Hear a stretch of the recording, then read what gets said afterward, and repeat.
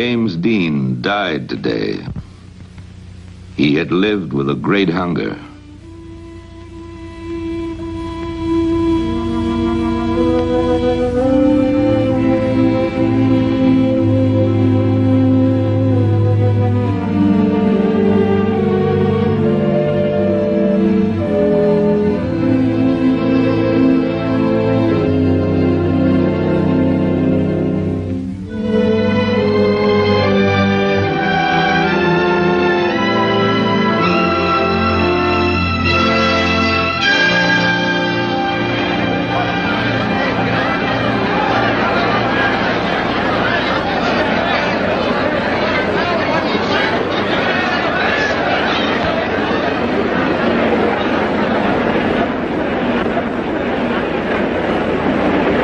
His last film was Giant. When it opened more than a year after his death, Hollywood celebrated with the biggest premiere in a decade.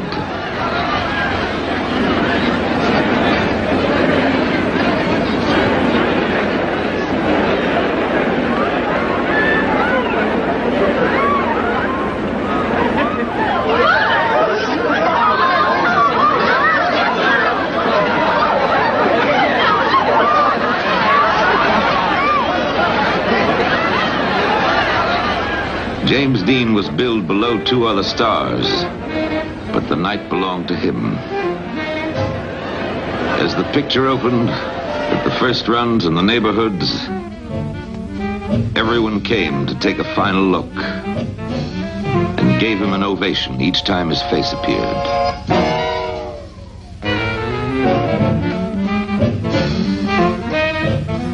They had made James Dean. They wouldn't let him go.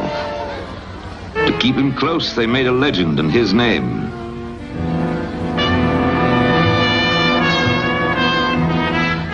From Maine to Manila, from Tokyo to Rome, he seemed to express some of the things they couldn't find the words for. Rage, rebellion, hope. The lonely awareness that growing up is pain.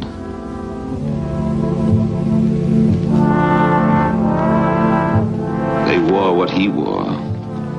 They walked as he walked. They played the parts they saw him play. And they searched for the answers they thought he was searching for. Some found a kinship they had never known before. Youth mourned itself in the passing of James Dean. Because he died young and belonged to no one, every girl could feel that he belonged to her alone. Because he died violently, every boy could use him as a warning to his parents. If you don't start understanding me, I could go the same way. A hero made of their loneliness. A legend woven from their restlessness, their energy, their despair. What is the hero to do with James Dean? What is the legend to do with his life? To those who made the hero, to those who wove the legend, this picture is dedicated with affection and with hope. If there is an answer, it belongs to them. To separate hero from legend, we must go back to Fairmount, Indiana, the land where he spent his youth.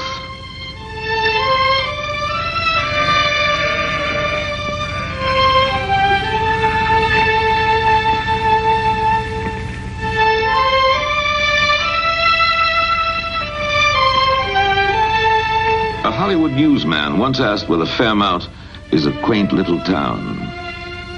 Fairmount is little, but it isn't quaint. It's a useful town, used long and well by useful people. Farmers mostly. One of them told us, "It's a pretty good town. Good place for a boy to grow up." There are two ways of coming to Fairmount. We came by road. Jimmy Dean came by rail. He was 9 years old.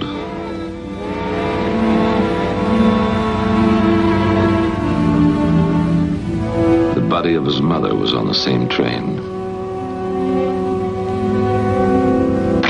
It was a lonesome way to come home.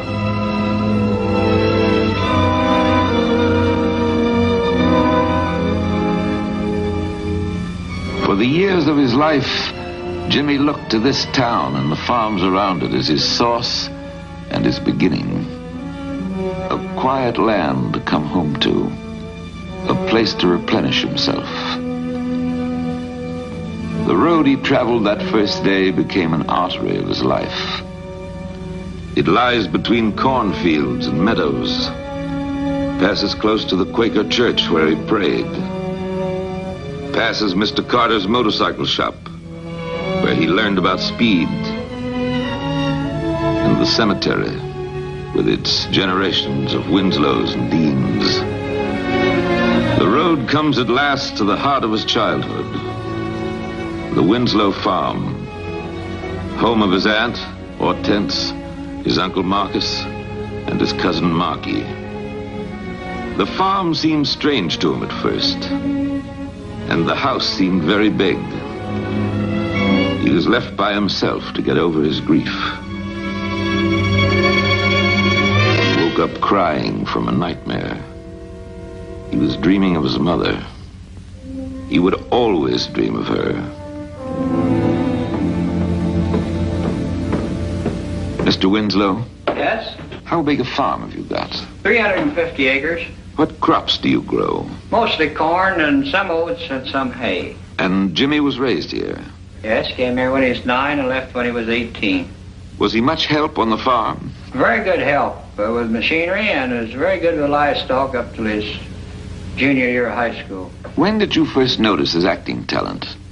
Well, I'd say his last year of school. When he spoke in the National Forensic League, he won the National at Peru, Indiana. Then he went on to Longmont, Colorado and spoke in the National there. Have you any idea where his talent came from, Marcus? Well, I couldn't say about that. That's just like two south, one having 7 pigs and one having 15. Why does it happen? What about this house? Is it old? It was built in 1904 and there's about 15 rooms in it. Would you care to go over and meet my wife? I want you to meet my wife, Mrs. Winslow. Mrs. Winslow, would you tell us why Jimmy came to live with you? Well, his mother died, and we had always thought a lot of Jimmy. And when we learned that his mother would not recover, we asked for him. We have read where he was sort of pushed off onto us, but that is not true. We wanted him. We were happy to have him, and he seemed to be perfectly satisfied. The older generations on the other side of town. Grandma and Grandpa Dean. Look here, what came today? Oh, isn't that beautiful? Where did that come from? Come from Japan. Look here what came yesterday. I get so much mail from Japan. Have you any of Jimmy's baby pictures, Mrs. Dean? Here's Jimmy when he was 2 months old.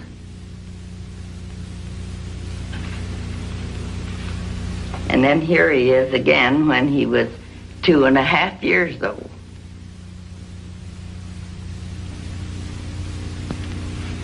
And here's a picture of him on a pony when he was 6 years old. He was out in California at that time. And here he is when he was playing in high school, on the high school basketball team. And he does his 3rd year in high school. This is Fairmount High School. His coach said, Jimmy wasn't too coachable. You had to be careful about changing his style, and I learned not to embarrass him in front of the other boys.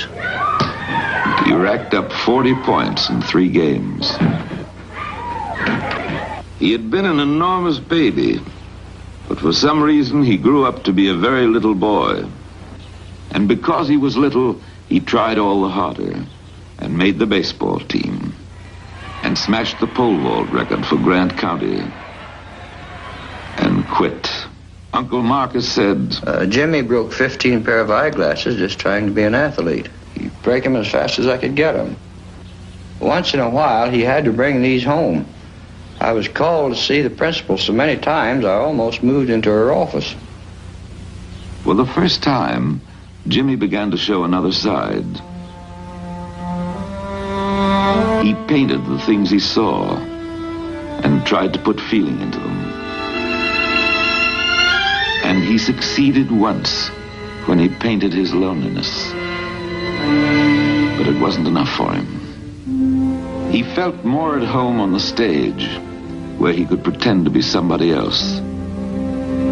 Adeline Knoll was his acting teacher. She coached him in forensics.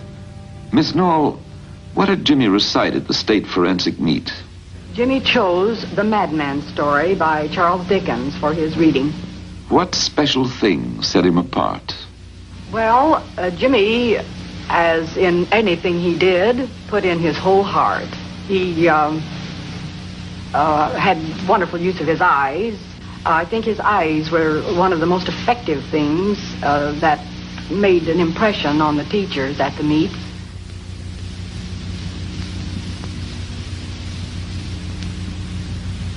He won.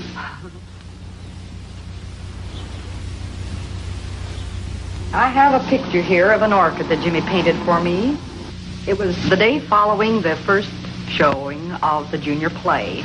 The cast gave me this orchid, or gave me an orchid, and it was the first orchid I'd ever received. Jimmy, who made the presentation then, came over and gave me a kiss. The next day he came into my classroom and asked for the orchid. I didn't know what the child wanted. He took it to the art class and painted this for me, which I have prized through the years. Then he said, "Now you can keep your orchid forever." It's one of my prized possessions. Mr. Carter, who owns this shop, says Jimmy was really a pistol.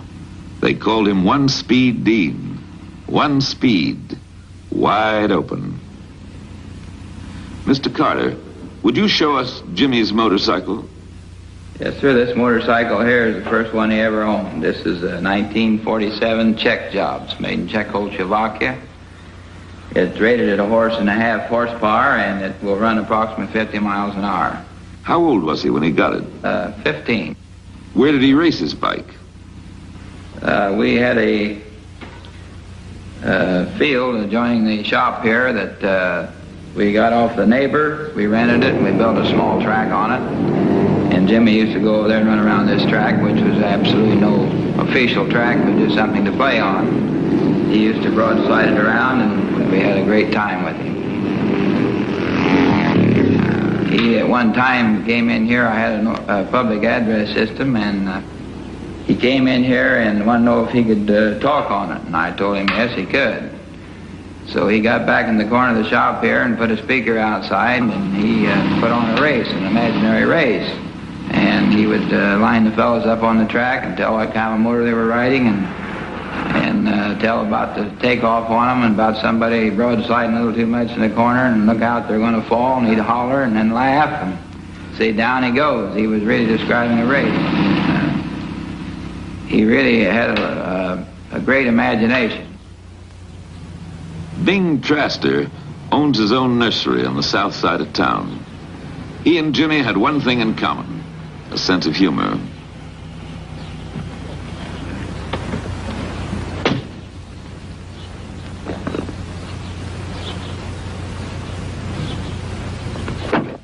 Mr. Traster, have you known the Dean family very long? Yes, I was personally acquainted with 4 generations of the Dean family. Did you know Jimmy Dean? Yeah, I knew Jimmy Dean. He was one of the boys around town, and knew them all, of course, naturally. How did Jimmy impress you, Bing?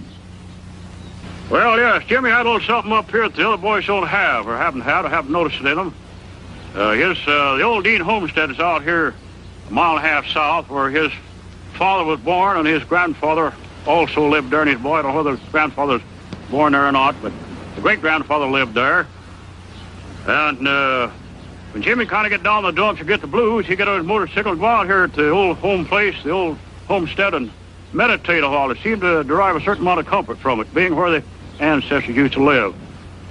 And he had spiritual values that the average kid didn't seem to have. Is there anything out there now?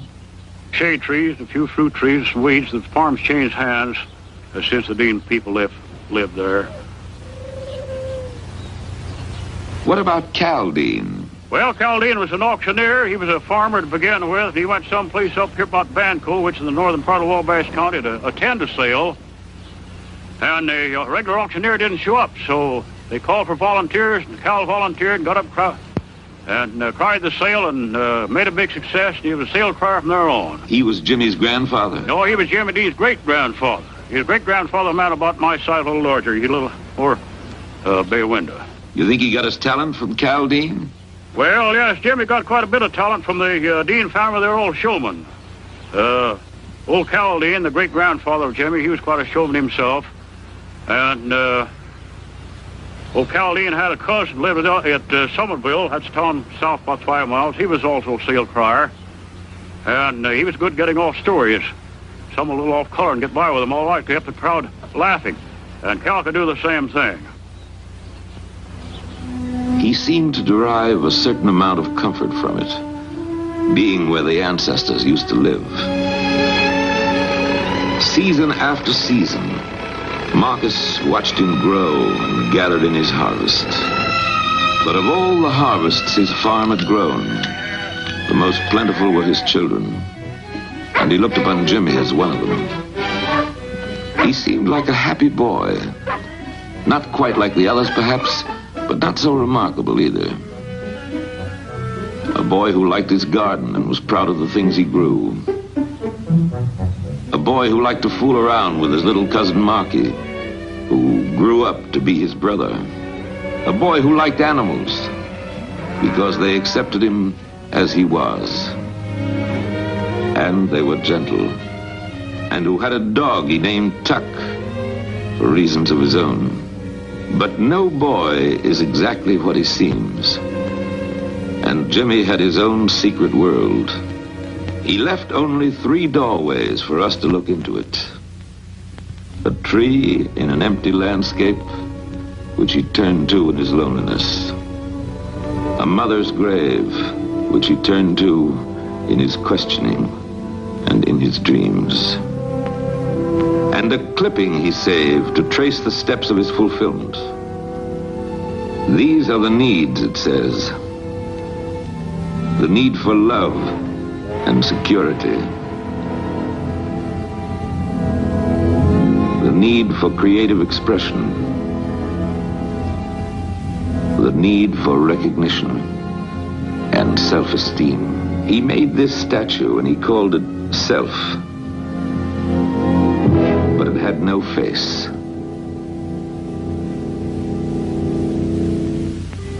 It seemed like something happened to Jimmy. He started pulling into himself and didn't share things with us anymore. But maybe that's just growing up. Nothing he tried satisfied his hunger. He began to say goodbye to Fairmount in his childhood. Restlessness possessed him. He must move somewhere. And motion makes any road seem right. He must find a face for the image he called Self.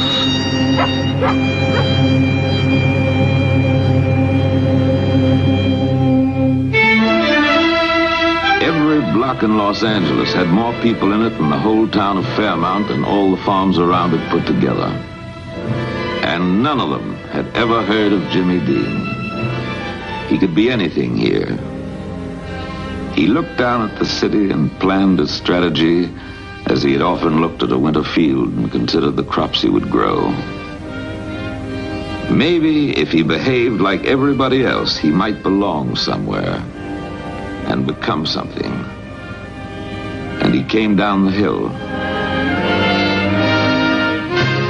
He registered at UCLA, and he began as a model student. He was proud of himself, so he wrote a letter home. Here's a letter I got from Jimmy when he was going to school in UCLA out in California. He wrote that he was very busy and working awfully hard, and the semester just ahead was even harder. His grades were fine for a change. 4 B's, 1 C, and an A.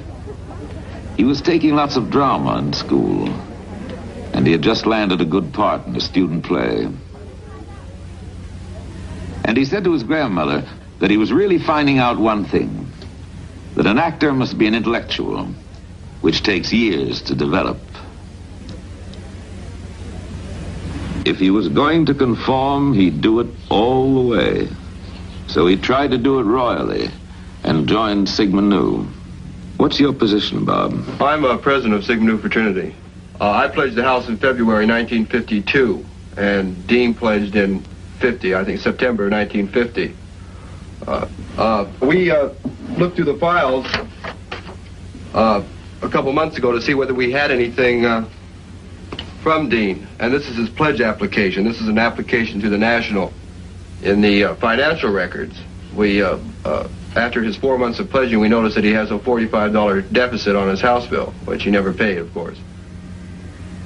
John, when did you meet Jimmy? I first met Jimmy Dean in fall of 1950 during rushing, and I was quite impressed with him. I talked to him several times during rushing, and he seemed real sincere, though he was quiet. Well, he pledged, and then it became quite apparent after a couple of weeks that the controls that are exerted over a pledge were a little bit, he just couldn't accept them was the main problem. Things like, missing Monday night meetings. He had his original, or his final bit of trouble, I guess you would say, and it ended up in a fist fight between him and one of the pledges. And he walked out in a huff, and that was the last anyone ever saw of him. Who am I, he wondered. I don't want to be alone. I don't want to be different. I need people, but I keep pushing them away. I've got all this love to give.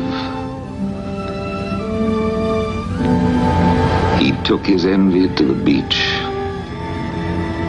He looked at the ocean, and he was jealous of its power.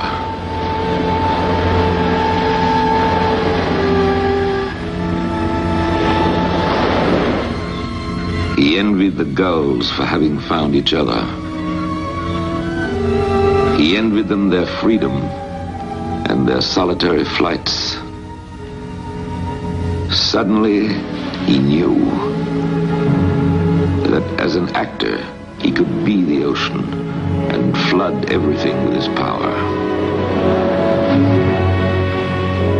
As an actor, he could be a gull and rise higher than any living thing. He would become an actor, really an actor. He would conquer New York and press the theater to his feet. Then he would come back and conquer Hollywood. He would rise so high he would almost vanish, and everyone would beg him to come back. And he saw a dead bird in the sand and wept for it. But he was on his way. Jimmy Dean was going to be somebody. He needed car fare to get to New York, so he did his first movie. It was filmed on the merry-go-round in Griffith Park, and Jimmy was an extra. A 1-minute commercial for a soft drink company. The ride took him all the way to Times Square.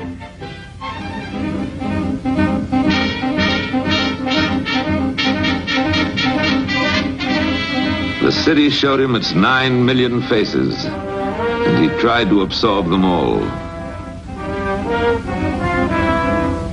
He found them on subways, and in the bars, on the waterfronts,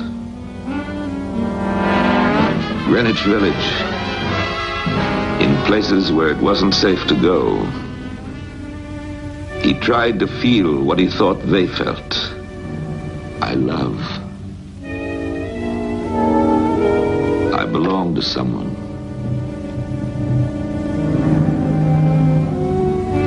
I don't belong to anyone.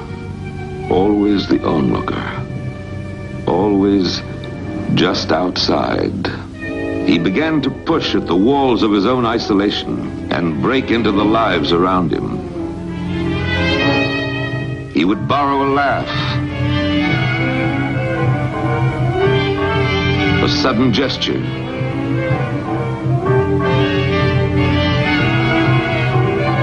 the droop of sadness. People were his food, and he ate them up hungrily to help him build his actor's face. His appetites were large, but he was never quite full. Neither was his suitcase. He thought sleep was a waste of time, and if he slept, he might miss something. Afraid of his solitude, afraid of his dreams, he prowled through the nights like a hunter.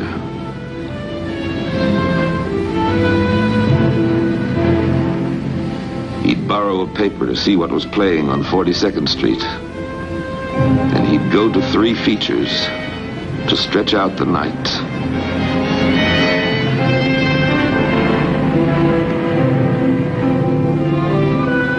Sometimes he'd register at a small hotel that was left behind when glamour moved uptown. And when his money ran out, so did he. But he found a second home. Jerry's bar, where he was always welcome. The gentleman on the left is Louis. He was Jimmy's favorite waiter. The one on the right is Jerry. He owns the place. How was his appetite, Jerry? Always spaghetti. He was a spaghetti boy. He says, I'm going to be an Italian by spaghetti eater. He laughed like hell because he thought he could roll him just like an Italian. I taught him once, and he followed again and again. He used to laugh every time I looked at him. He could roll spaghetti just like he was born in Naples, Italy. Care to comment, Louis? Well, I can just say plenty about him because he used to come in at times, that he didn't have anything. That's when he first started. And he used to ask me or ask the boss, is it all right if I get a plate of spaghetti and you make good for it? So the boss said, sure, go ahead, give it to him, And so things and so on. Did he ask for anything else? Yes, he did. Many times I give him rent money. And he always paid me back. When he made it, he paid me back. Then he promised me, he says, Louis, if I ever get up on top, he says, I'm going to take care of you. Could you tell us about the champagne episode?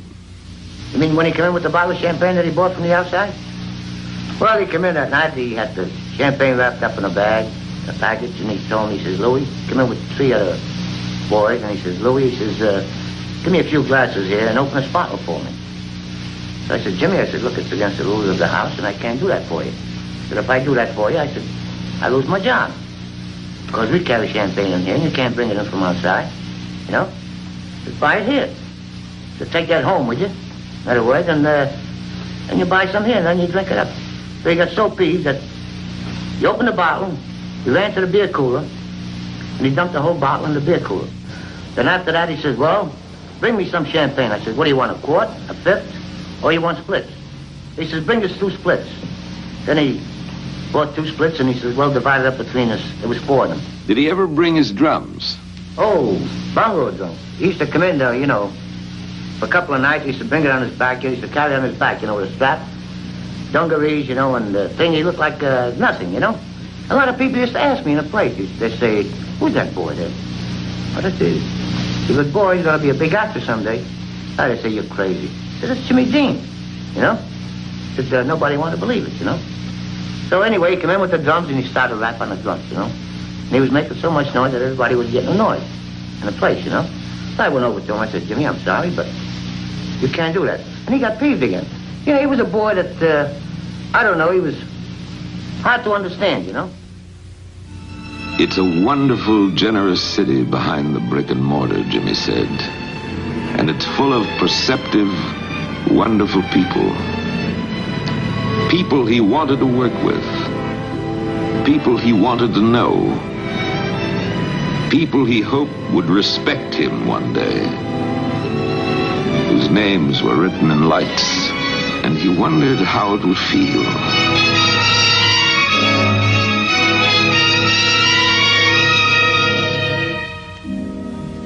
Leonard Rosenman was a young composer who later created the music for East of Eden and Rebel Without a Cause. To save expenses, they took an apartment together. It was a 5-story walk-up with portholes like a ship. Jimmy called it a wastebasket with walls. If he pressed his head against the window in a certain way and squinted through one eye, he had a grand view of Central Park. It wasn't Indiana, but it was full of trees he could sit under. He began to imagine himself as a deep thinker. An actor must know everything about everything, he said. But in his hurry, he settled for less. He stood still long enough to make friends with a girl.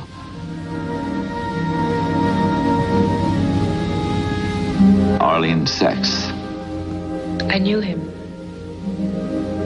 Once I told him I loved him, but he pretended he didn't hear. And then he said, "You can't love me," and I don't think anyone can yet.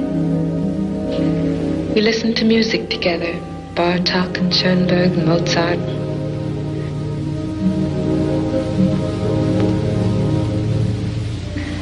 And he read me The Little Prince. It was his favorite book, because it was about him. It told about a little boy who came from a star where he planted a rose. The boy loved to look at the stars because he had faith that somewhere on one of them a single rose was hoping he'd come home. Then the little boy died. Well, once he was playing his recorder, he hit a wrong note and he burst out crying. That made me cry too. Then all of a sudden he'd do something no one ever thought of doing before. So you'd have to laugh at that. And then I'd see his mind go away and hide somewhere, and I'd ask him what he was thinking.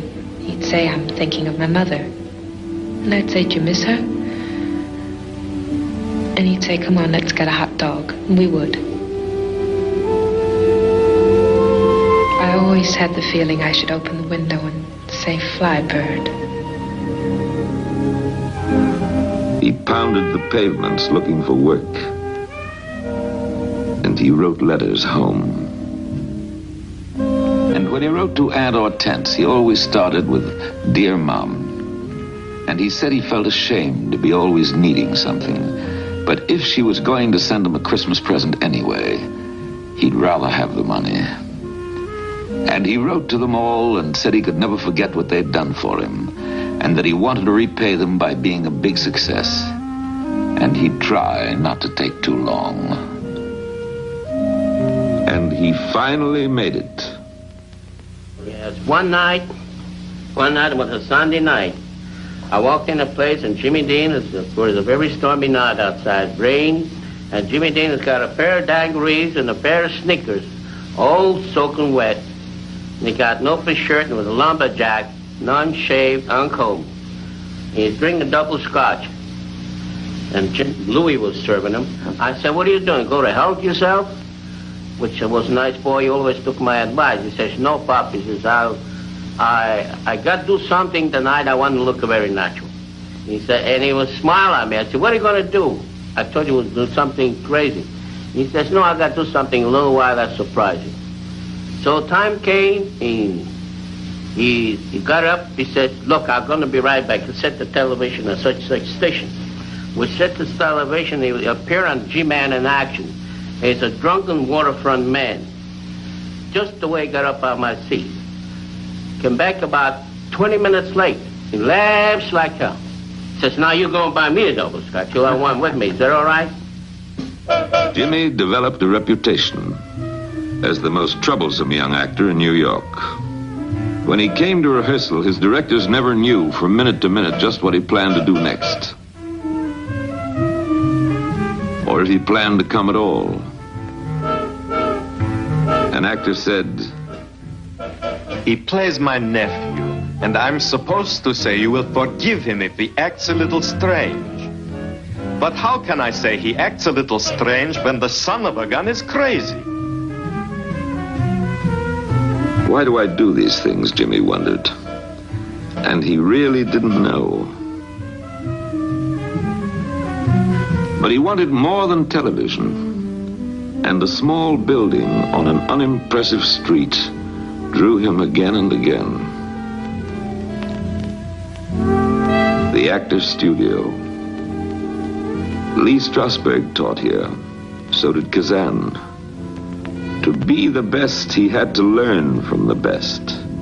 He would prepare himself. He tried a new experiment. He got a haircut and joined a dance class to get his feet out of the furrows and to find an actor's grace.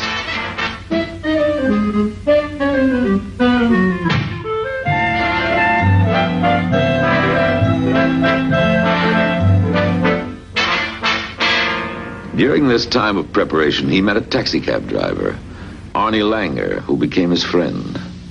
First time I met Jimmy, he had a date with a girlfriend of mine. Brought her over to meet me. I didn't know who he was. He hadn't been in the movies yet. He was on TV, but I drove a hack at night, and I never saw him. So he was just a guy. He came in the house. He was very shy. And didn't impress me. And we went down. We bought some food, which I paid for. And we got up the house. We ate. It wasn't included in part of it. There was 4 of us, and he was like out of it. He was always studying people, taking their physical characteristics and using it in his acting. Like the day after, one night after I met him, he told somebody the next day when he went up for, I think it was Battle Cry audition, that he was going to use something. He was going to make believe use Arnie, because that day he decided he would take certain things from me. Like I used to go like this. He would use that, and he used objects beautifully. He had a way of diverting attention from other people. Like somebody else was reading a line, he'd do something like, like this, and always, be looking at that. And that was part of his sensitivity. He felt he was ready to audition for the Actors Studio. So he went to see an actress named Chris White. She was trying for the studio too, and he hoped she might help him. She said, "I wrote the scene for our audition, which Jimmy promptly rewrote. We rehearsed for 2 months, and he never played the scene the same way twice, even the day of the audition. But it was a terrific improvisation, and they let us stay on 3 minutes longer than anyone else." The letter he wrote home was full of excitement and repetitions. He was proud to announce his membership in the Actors Studio, he wrote. It was a great honor to be in a great school full of great people like Marlon Brando and Monty Clift and June Havoc. And he, James Dean, was the youngest to belong. It was great. Lee Strasberg said he was a natural actor, but very shy, sensitive about people getting too close to him. And when Strasberg criticized the scene he did, Jimmy walked out of the Actors Studio and never performed there again.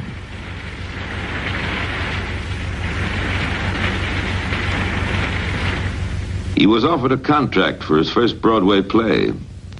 Mr. Ross was in charge of press relations for See the Jaguar. Well, I'm afraid that Jimmy Dean's first bath of fire in the theater wasn't too glorious. The play opened on a Thursday night, I seem to remember, and closed on a Saturday night that same week. The critics didn't like it. The critics didn't understand it. His next performance was in Gide's The Immoralist by Ruth and Augustus Getz. Jimmy was part of an excellent cast. Geraldine Page, Louis Jourdain, and David J. Stewart. He played an Arab boy and had to perform a seductive, insinuating dance. The Arab boy lived in a date grove on the desert and came between a husband and his wife and destroyed them both. On opening night, the critics greeted him as a brilliant and promising young star. And he remembered the ocean he had envied and the seagull in its flight. And he knew he had found his power. The theater and its people made him welcome. But he fought with the producer and quit the show 2 weeks after it opened. In New York, he had won the reputation of a rebel. He had denied himself all the things he wanted most. He had denied himself the pleasure of his own success. The respect of people who had been his gods. He had denied himself. Why do I destroy the things I build, he asked. And he sat under a tree in Central Park and wrote a letter to his cousin Marky to thank him for some drawings he had sent. But he was really writing to himself. Dear Marky. We asked Marky if he remembered what Jimmy wrote to him. And this is what Marky told us. Jim said he wanted to thank me for my drawings, but he had to warn me about something. He said it's easy to draw pictures of soldiers and people shooting guns and jails where they lock people up. But he said I shouldn't draw these things because they aren't good to draw. He told me that I live on a land that God has blessed, with trees and rivers and the ocean and all the animals I see and houses where people can open the door whenever they want to. He said these are the things to draw, and all I have to do is look around to see. And Marky told us how Jimmy had ended his letter. These things are harder to draw because they are harder to grow. My love to you, Marky. Jim. And he went up to the upper Bragg to see Jimmy. Went to California to make pictures. When was the last time you saw him, Louis? The last time I saw Jimmy is when he went to California. He went to Hollywood to make the big picture, you know? That was the last time, and then we had a nice party there for him.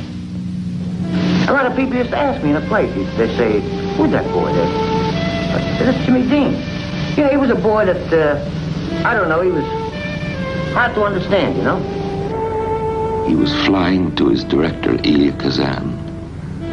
When he chose Jimmy for the part in East of Eden, Kazan said, Jimmy was it. He was vengeful. He had a sense of aloneness. He was suspicious. He let you into a private club that had only a few members. Fly, bird, fly. Fly, bird.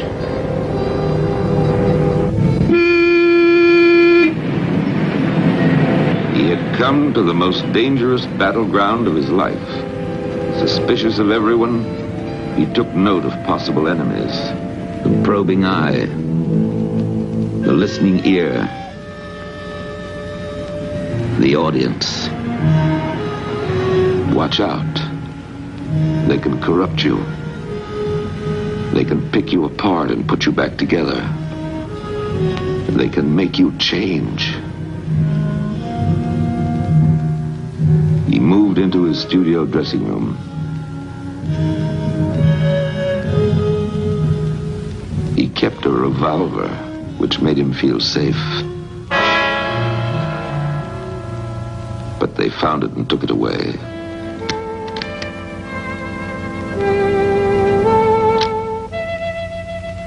He bought a new motorcycle so he could move fast and alone. He dressed as he always had, because old clothes were familiar things in an unfamiliar place. And he never judged a man by what he wore. bit. When he roamed its streets as he had roamed Times Square, Hollywood said, "Look at those boots. Who does he think he is? Marlon Brando?" But the more they criticized, the more he refused to change. He felt that he owned so little, he had to defend it a lot. Possessions were important to him. To be able to buy the things he wanted meant that someone was treating him nicely, even if that someone was only himself. And when a stranger broke his headlight, he cried like a child, as if he were the one who was injured. The Villa Capri reminded him of Jerry's Bar in New York. He felt safe there, because Patsy and Billy were almost like Jerry and Lou. They took him as he was, and accepted his suspicion without comment. Well, he used to come in almost every night, and he used to come in really after work, and he used to dress with overalls, just the way you see any man working dick ditches, you know. Nothing fancy. In fact, I never saw him dressed up good, really. Did he have a sense of humor? Yeah, very much. In fact, sometimes he used to come in at night and sit down on this booth and talk a few words in Italian. He liked to talk Italian too, you know, a little bit. He tried to learn Italian a little bit. And sometimes we don't have no table. We were so busy, he used to go and eat in the kitchen. And never bother him nothing. This was a really fine man, a fine boy. Nothing about him. We get most of all the stars in Hollywood, and Jimmy, being here almost every night, used to meet them all here. And he was quite a favorite of these stars. Milton Berle, Sammy Davis Jr., and he tried to believe it when they said they liked him. When he started work on East of Eden, he discovered that a movie actor has to get up earlier than anyone else. He trusted Kazan because Kazan seemed to trust him and allowed him to pace his own performance. They had signals. When Jimmy was ready, he'd whistle. And Kazan knew he could begin. Stand by. Action. William Zinz's review in the New York Herald Tribune was not only a description of his role in East of Eden, but also of Jimmy himself. He wrote, "Everything about him suggests the lonely, misunderstood 19-year-old. He has the wounded look of an orphan trying to piece together the shabby facts of his heritage. Occasionally he smiles, as if at some dark joke known only to himself. You sense badness in him, but you also like him." Before Eden was finished, Hollywood knew that James Dean was the most important new star of the year. It gave him the courage to take a chance on himself and to fall in love for the first time. She entered his longing and his life, bringing a depth of compassion and a hopeful, half-remembered tenderness. She quieted his violence, and he felt himself grow still. And for the first time, he found the timid belief that life was possible. He slept through the nights without dreaming. He began to enjoy. He began to share. It made him very happy. And he found a friend. He said, "I have one very close friend, and I feel so happy." Isn't that strange? Come on, Nick. Lou Bracker lived in a secure home with a real mother and father and 3 hot meals a day. Come on. Hi, Lou. What's your dog's name? That's Michelina. She's a 3-year-old Labrador. And she was about a year old when Jimmy was here. He used to spend a whole summer trying to get her to dive off the board, but she never would do it. She still doesn't, as a matter of fact. Lou invited us inside to show us some of Jimmy's things. Here's a box of stuff that Jimmy gave to me to keep before he, about 2 weeks before his accident. It's just personal belongings. Here's a bunch of fan mail that came to him personally, and he didn't turn it over to his fan mail service. Here's a couple of snapshots of Jimmy working on his car before the Palm Springs road races in 1955, which was his first road race. Here's a guy that wanted to sell him an oil well. Some phone numbers and a Diners Club bill. Here's a little write-up after the Palm Springs races. It says, third spot went to young motion picture actor James Dean, driving his first race in a Porsche Speedster. Here's a note from his laundry saying that a sheet was damaged and they couldn't launder it. A bank statement with a telephone number on the end of it. Some more telephone numbers. There's something from the Screen Actors Guild letting him know that his dues are jumping. Telephone number. I don't know how Jimmy ever kept track of his telephone numbers, because you never could be quite sure where yours was written. Because it was the way he used to file things, just throw them in a box. And it might surprise you or the audience to know that Jimmy was fantastically interested in business. He himself always wanted to have his own company. As a matter of fact, he wanted to become a director. He felt that there was more room for self-expression, certainly more freedom of movement in being in direction than in acting. So actually he was learning a little more how to get along with strangers, and also the things that he would read about himself hurt him. He would be bothered when someone would say that he was mean and disrespectful, because actually he wasn't. It was just, they took silence to mean that he cared little or nothing for him. They didn't have the insight, or didn't care to exercise their insight in knowing that here was a shy boy that just didn't know how to approach him, and they didn't make, instead of making an attempt to approach him, they just said, well, they just wrote him off. It seemed that he was always losing the people he cared for most deeply. So it had always been, so it would always be. So be it. He became the night wanderer once again, looking for a place to unload his tenderness and finding none.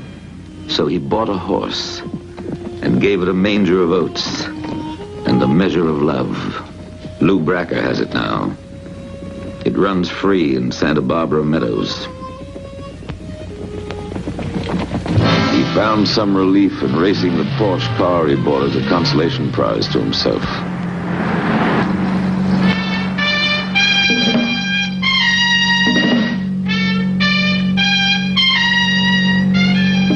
In his drums,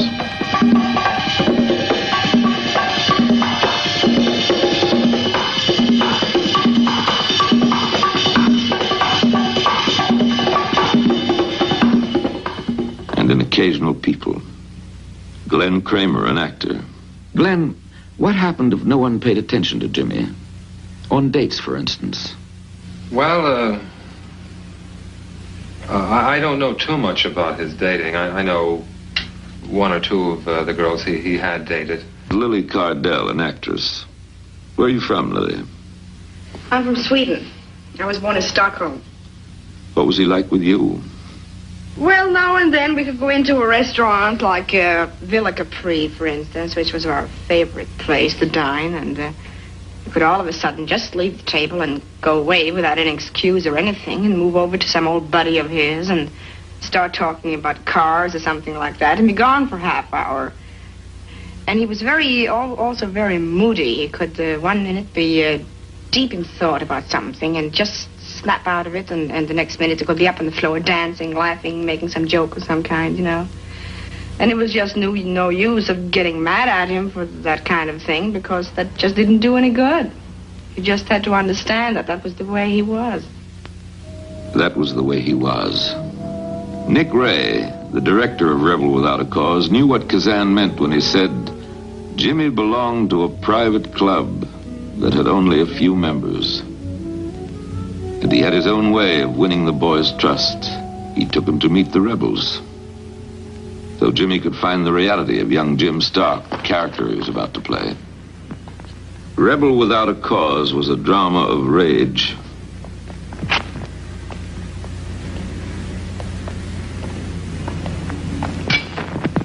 Of a young man suffering and his battle to bring comfort to an outcast boy who needed him, and to a girl who had never known love. He could expose through Jim Stark the things he had to conceal as Jimmy Dean. But when the film was finished, Jim Stark was gone. The performance was over.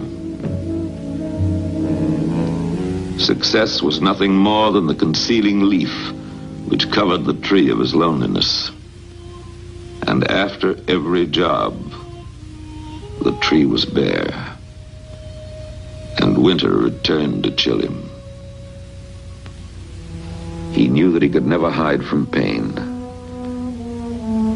But if he kept busy, he might forget it. So he threw himself hopefully at each new day and tried to connect with life. He tried to record life with his camera. He became interested in bullfighting because he fancied himself the matador, the solitary figure who brought danger to its knees.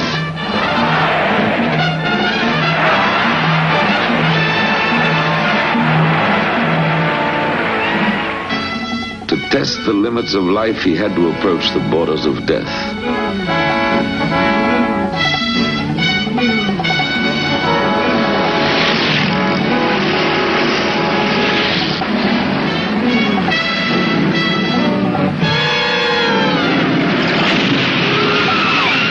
He beat out the rhythms of his life on a drum. And he laughed. His days thundered with the roar of his experiments.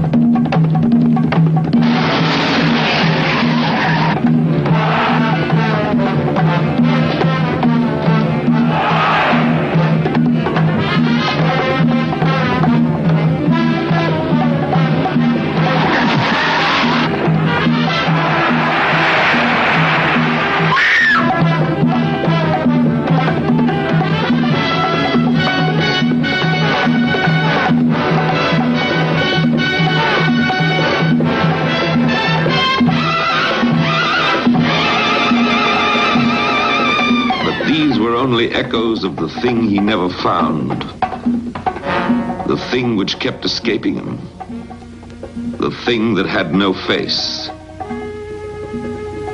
himself. The star was rushing home. Before he could go any further, he knew he must face himself, and he could only do it in Fairmount. He must know why he found no happiness in his own success. Why he seemed always to lose the ones he loved. A writer friend had spelled out the question for him just the week before. They were having dinner together.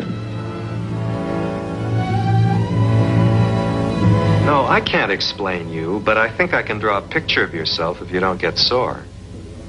See, that's the thing we all have that we don't want anyone to see. It's very tender, our secret self, if you want to call it that. And that's the thing we have to protect. Now, most of us put a wall around it. Mirrors like this, see? If we don't trust people, we use it to keep them out so they can't hurt us. But you, look what you've got. Mirrors aren't enough for you. You've got to have this, too. A second wall. And it's all covered with thorns and spangles and shockers to dazzle people so they say, boy, he's really a hot apple. Look how interesting he is. Here you meet a director you really respect, and you do some darn fool thing that scares him off. Here you meet a businessman, and you say, gee, I'd like to be a businessman. Here you meet a composer, and you say, man, if there's one thing I want to be, it's a composer. So you're a businessman and a sculptor and a bullfighter and a composer and all those things. But that's not you. You never give anyone a chance to really like you or not like you because you never even let them in to see the first wall. You never say, hey, step right this way and see the real Jimmy Dean. So what's hiding in the middle, Jimmy? Why do you shut people out? Why don't you think you deserve anything? You think you're so dull that if they get inside they won't find anything and they'll walk out on you? Is that why you run out on them before they get too close? Do you think you're empty, Jimmy?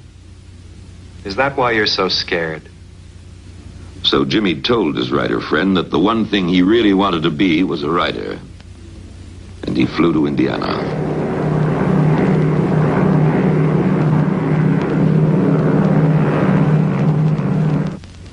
In Fairmount, he put on his farm clothes and listened to the stories people told. Stories about himself as a boy. And the old feelings came back.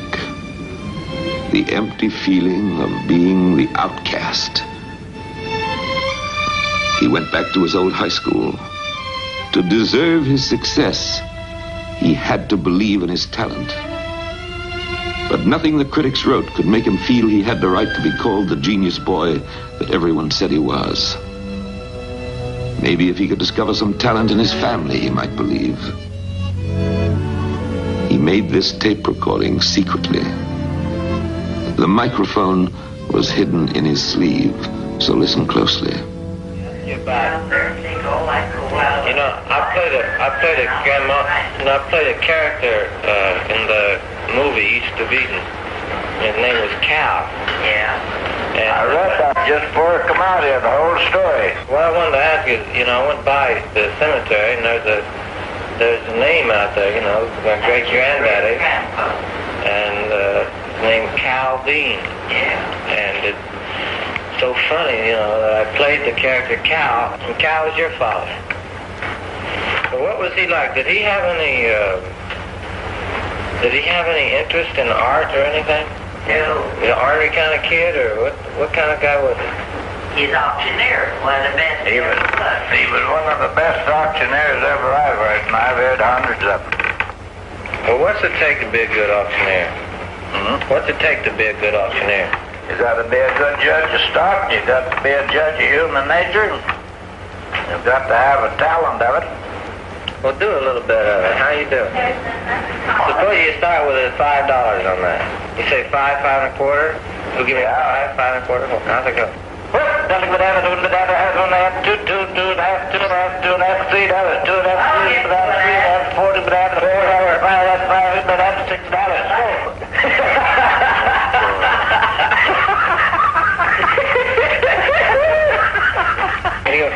Give me 10 a quarter, 10 a quarter. You go 5, give me 10 a quarter, 10 a quarter.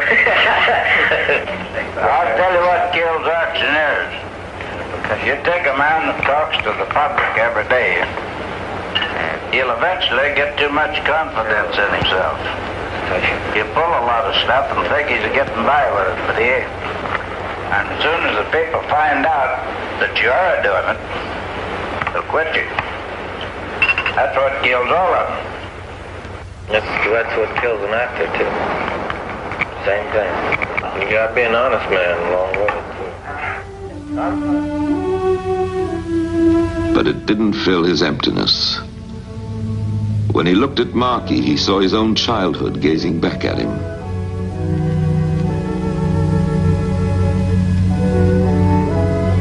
And he could give the boy the same affection he wanted others to give him.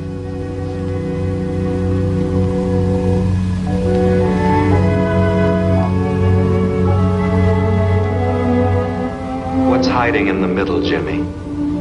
Why do you have to shut people out? Why don't you think you deserve anything? Because I'm bad.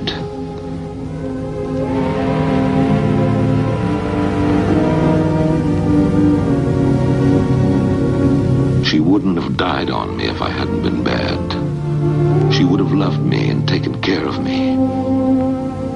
If she couldn't love me, nobody can. I've been bad all my life, so I've never deserved anything good. But these feelings belonged in his childhood. As a man, he knew that he had never been bad.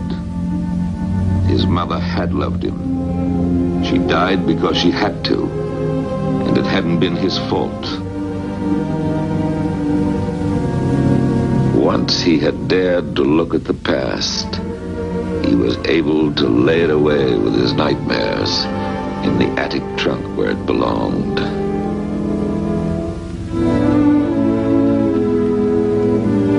He looked at the statue he had made, and he saw that the face he was searching for had always been right there.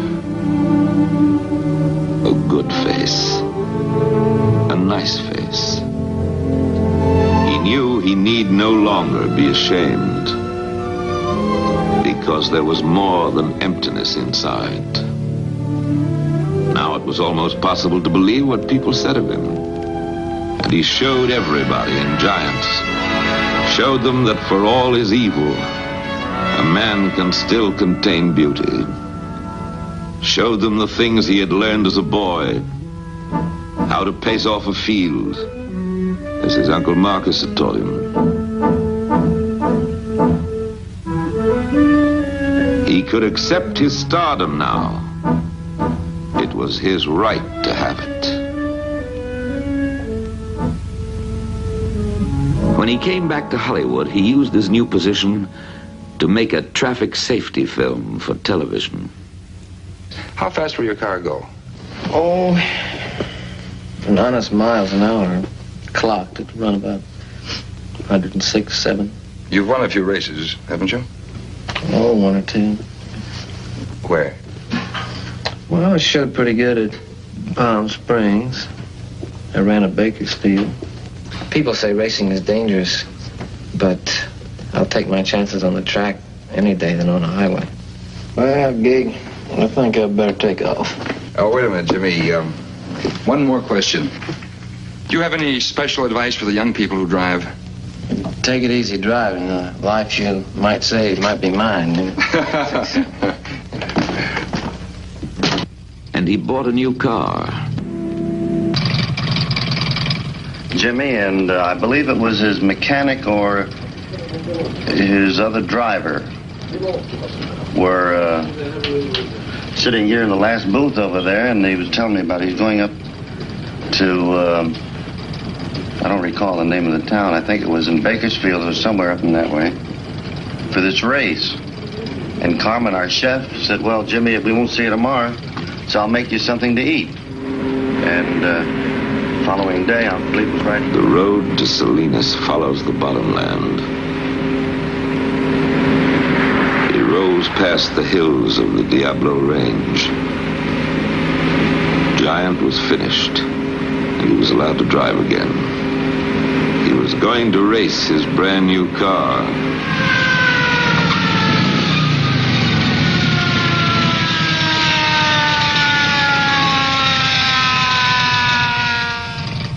A policeman stopped him once for speeding.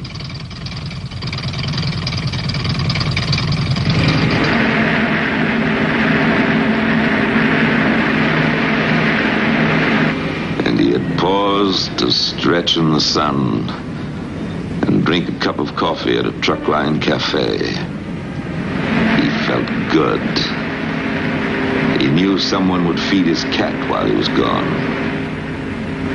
He knew his horse was out in comfortable pasture. But he couldn't remember if he had made his bed or left the breakfast dishes in the sink.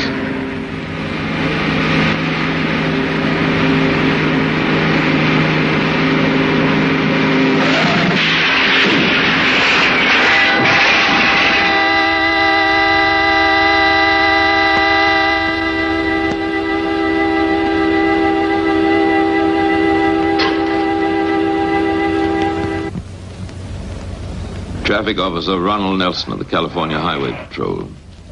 He reads his actual report, written at the scene of the accident. I received the call at 5:59 p.m. It occurred on US 466 at the intersection of 41, Friday, September the 30th, 1955. It was a sideswipe head-on collision. These are official police photos.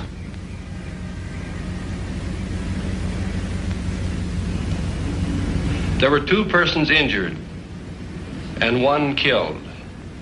Number 1 injured was Donald Gene Turnipseed, driver of vehicle number 1. Number 2 injured was Rolf Witherick, a passenger in the Dean car. The dead was James Byron Dean, DOA, or dead on arrival at the hospital.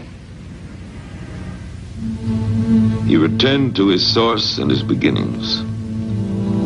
A quiet land to come home to. A place to replenish himself. Marky said, he came back here about 5 times, if you want to count this one. The town was silent. The minister said, his brief career was as bright as a meteor which flows like a golden tear down the dark cheeks of night. His pallbearers were his basketball team. Of all the harvests the farm had grown, the most plentiful was the boy himself. What is the summation of this life? The less than 300 months of time it took to spend itself. The 24 Christmas trees it saw. The thousands of mornings it looked out upon. The legacy of art it left, and stamped with its own signature. What can we say of him? We can say that he despised the things he was and loved the things he was trying to become. We can say that he left 2 cherished gifts. He was able to do what few in his generation had done before, to reach into a dark theater and let each person know that they were not alone. And he was able to unveil that single quality which most of us conceal, the wonderful sense of our own inexpressible sweetness. He brings us these gifts for the last time in a test which he made for East of Eden. It has never been shown before. Jimmy is deep in the shadows at the start of the scene. Listen. You're the one that Dad loves. He doesn't love me, never has. This is my son. Aaron, that is, thinks I got a great idea here. And this mother's son, Cal, who saved his money when we were kids and bought him a beautiful jackknife. And you got him a lousy, mangy little old dog you picked up somewhere.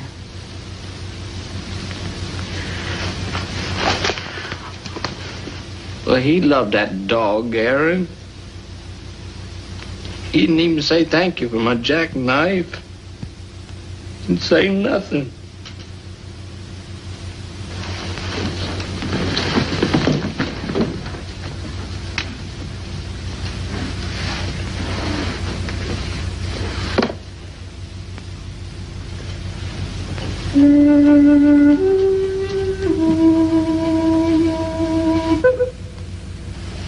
What have you ever done to deserve Dad's love?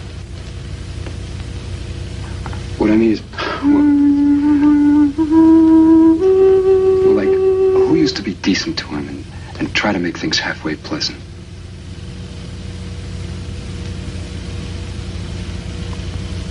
You did?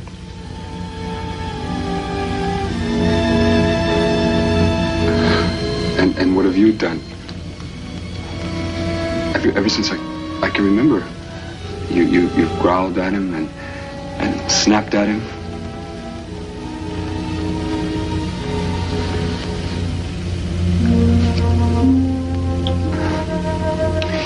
You can't win anybody's love by fighting them every minute, Cal.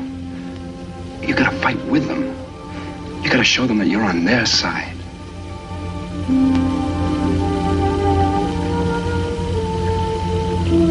Cal, why don't you give Dad a chance? Why don't you show him that you love him? How? It's so easy. Just tell him. Show him. Why don't you do something for him?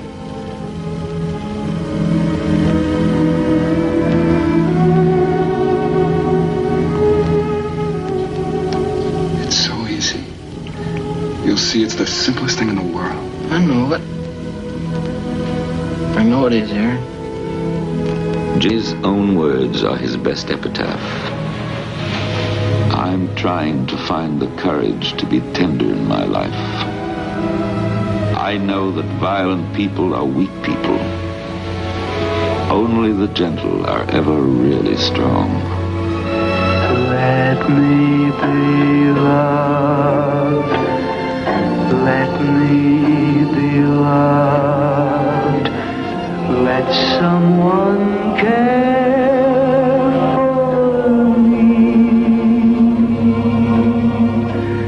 Let someone offer her hand. And please let her heart understand. Once someone smiled, looked at a child, and love was there to see. Life was so wonderful then.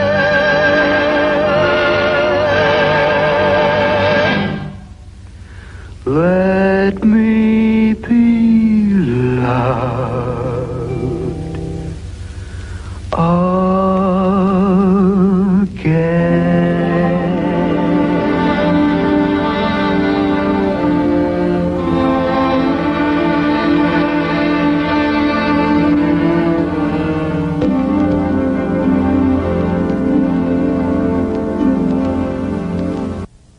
Great hero from legend, we must go back to Fairmount, Indiana, the land where he spent his youth.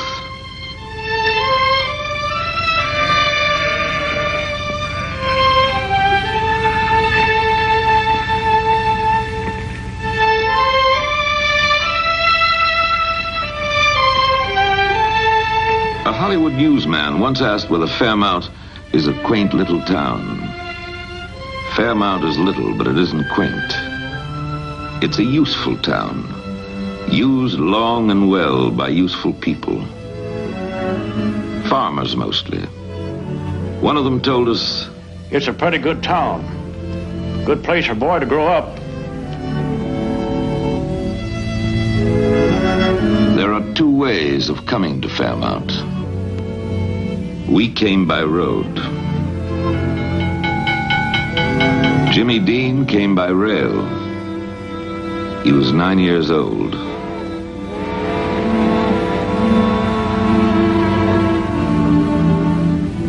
The body of his mother was on the same train.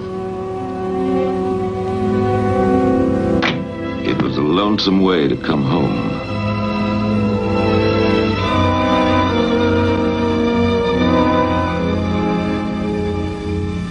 For the years of his life, Jimmy looked to this town and the farms around it as his source and his beginning.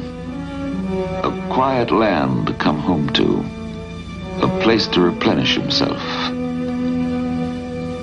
The road he traveled that first day became an artery of his life. It lies between cornfields and meadows. passes close to the Quaker church where he prayed. Passes Mr. Carter's motorcycle shop, where he learned about speed. And the cemetery, with its generations of Winslows and Deans. The road comes at last to the heart of his childhood. The Winslow farm, home of his aunt, Hortense, his Uncle Marcus, and his cousin Marky. The farm seemed strange to him at first, and the house seemed very big. He was left by himself to get over his grief. As the picture opened at the first runs in the neighborhoods, everyone came to take a final look and gave him an ovation each time his face appeared.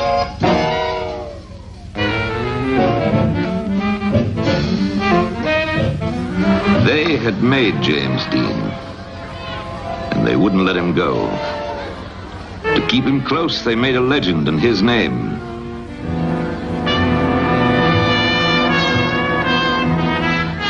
From Maine to Manila, from Tokyo to Rome, he seemed to express some of the things they couldn't find the words for. Rage, rebellion, hope, the lonely awareness that growing up is pain.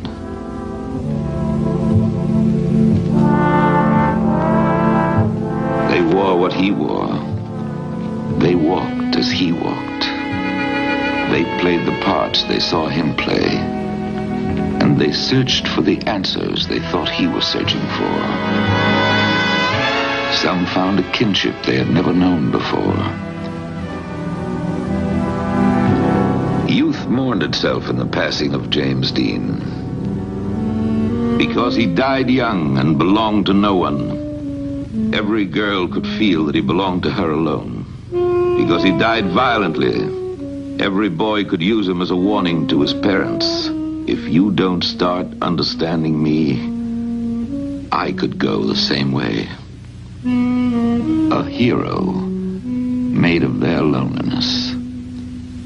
A legend woven from their restlessness, their energy, their despair. What has the hero to do with James Dean? What has the legend to do with his life? To those who made the hero, to those who wove the legend, this picture is dedicated with affection and with hope. If there is an answer, it belongs to them. And then here he is again when he was 2.5 years old.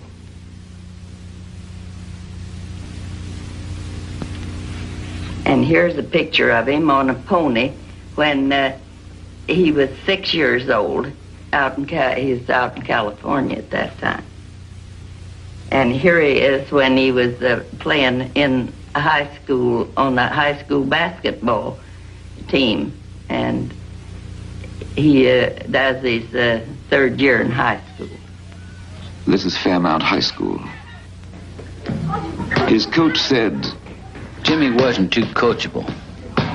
You had to be careful about changing his style, and I learned not to embarrass him in front of the other boys. He racked up 40 points in 3 games. He had been an enormous baby, but for some reason he grew up to be a very little boy. And because he was little, he tried all the harder and made the baseball team and smashed the pole vault record for Grant County and quit. Uncle Marcus said, Jimmy broke 15 pair of eyeglasses just trying to be an athlete. He'd break them as fast as I could get them. Once in a while, he had to bring these home. I was called to see the principal so many times I almost moved into her office. For the first time, Jimmy began to show another side. He painted the things he saw and tried to put feeling into them. And he succeeded once when he painted his loneliness. But it wasn't enough for him. He felt more at home on the stage, where he could pretend to be somebody else. Adeline Knoll was his acting teacher. She coached him in forensics. Miss Knoll, what did Jimmy recite at the state forensic meet? Jimmy chose The Madman Story by Charles Dickens for his reading. What special thing set him apart? Well, Jimmy, as in anything he did, put in his whole heart. He had wonderful use of his eyes. I think his eyes were one of the most effective things that made an impression on the teacher. Woke up crying from a nightmare. He was dreaming of his mother. He would always dream of her. Mr. Winslow? Yes? How big a farm have you got? 350 acres. What crops do you grow? Mostly corn and some oats and some hay. And Jimmy was raised here? Yes, came here when he was 9 and left when he was 18. Was he much help on the farm? Very good help with machinery and was very good with livestock up till his junior year of high school. When did you first notice his acting talent? Well, I'd say his last year of school. When he spoke in the National Forensic League, he won the National at Peru, Indiana. Then he went on to Longmont, Colorado, and spoke in the National there. Have you any idea where his talent came from, Marcus? Well, I couldn't say about that. That's just like two south, one having 7 pigs and one having 15. Why does it happen? What about this house? Is it old? It was built in 1904, and there's about 15 rooms in it. Would you care to go over and meet my wife? I want you to meet my wife, Mrs. Winslow. Mrs. Winslow, would you tell us why Jimmy came to live with you? Well, his mother died, and we had always thought a lot of Jimmy. And when we learned that his mother would not recover, we asked for him. We have read where he was sort of pushed off onto us, but that is not true. We wanted him. We were happy to have him, and he seemed to be perfectly satisfied. The older generations on the other side of town, Grandma and Grandpa Dean. Look here, what came today? Oh, isn't that beautiful? Where did that come from? Come from Japan. Look here what came yesterday. I get so much mail from Japan. Have you any of Jimmy's baby pictures, Mrs. Dean? Here's Jimmy when he was 2 months old.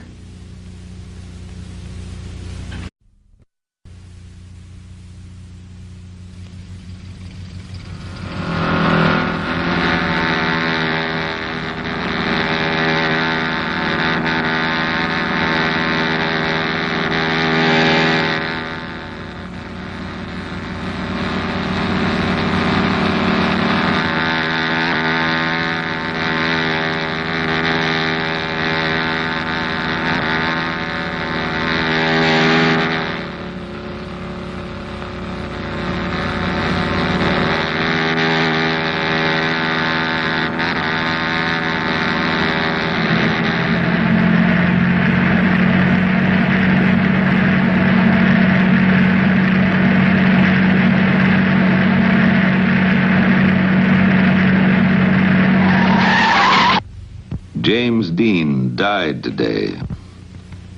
He had lived with a great hunger.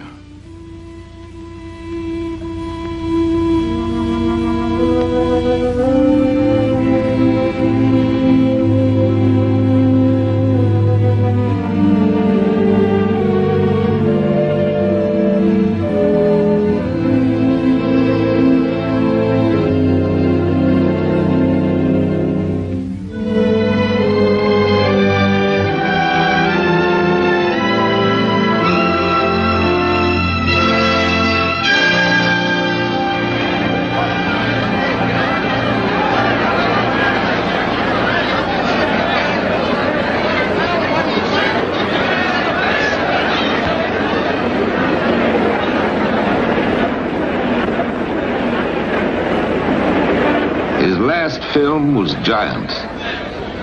When it opened more than a year after his death, Hollywood celebrated with the biggest premiere in a decade.